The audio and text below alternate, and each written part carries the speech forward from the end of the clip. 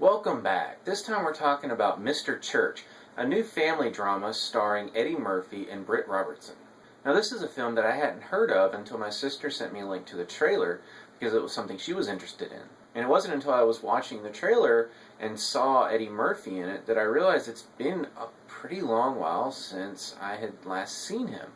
And upon looking it up, I was sort of surprised, not surprised, to find out that this is his first film in like 3 or 4 years. And I have to say, if he was going to have a comeback role, this is a great one to have, because he is excellent in this movie. A lot more dramatic, a lot more understated than we typically expect from Eddie Murphy. But nonetheless, as I said, it's a great performance.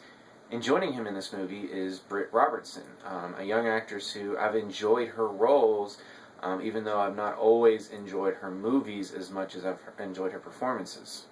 The story is told from the point of view of a young girl named Charlotte, who's played as a 10-year-old by Natalie Coughlin, and then later played by Britt Robertson as she gets older. She lives with her mother, Marie, played by Natasha McElhone. I'm not sure if I pronounced that correctly.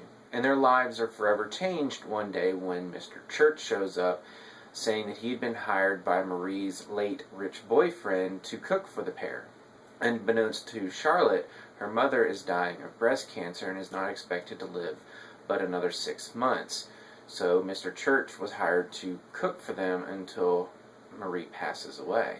And once this setup is established, the film follows this unlikely friendship between Charlotte and Mr. Church, spanning the next around 20 years. The film is directed by Bruce Beresford, whose most famous movie is probably Driving Miss Daisy, but he's done many works since then, although, frankly, not many of his recent works are ones that I recognize. The script was written by Susan McMartin, whose career has been mostly in TV up to this point, writing for sitcoms such as Mom and 2.5 Men. And frankly, based solely on her resume, I was not expecting the understated nature of this script, at least based on her sitcom work. And it's just that understated quality that drew me in and just kind of caught me by the heart more times than I was really expecting.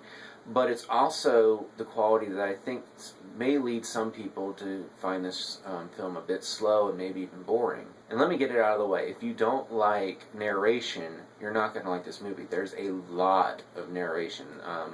A lot more than I was expecting, and enough that it's very noticeable. Although there is a story reason for the narration once we get to the end. But honestly, narration is not something that's ever really bothered me. I'm a writer both in my professional and personal lives, so seeing the written word outside of dialogue in a film is not necessarily a bad thing. Although I do know there are people out there that just don't like narration. But regardless of what you end up taking out of this from the story, what really elevates this movie are the performances by Eddie Murphy and Britt Robertson. I always like seeing actors who are mostly known for comedic work taking on a more dramatic role. And the results we get here are just why I like that, because Murphy is excellent as this man who is very talented in a number of fields, but also has some secrets and pains that he's dealing with. Next to him, Robertson, she gives probably the best performance I've seen from her to date.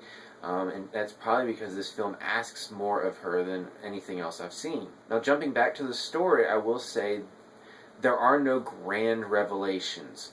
And there are some very interesting sides to Mr. Church's character that we never really get a good look at because the film is solely told through Charlotte's point of view. I'm honestly curious what this film would have been like if it had been told through the point of view of Mr. Church. And while I'm sure that would have been a great film and possibly even a better film, I still would have missed the film that we get because I do enjoy the story that we're told through Charlotte's point of view. So ultimately, this is an understated family drama with 2 excellent performances, especially from Eddie Murphy. And frankly, September is a very hit or miss month.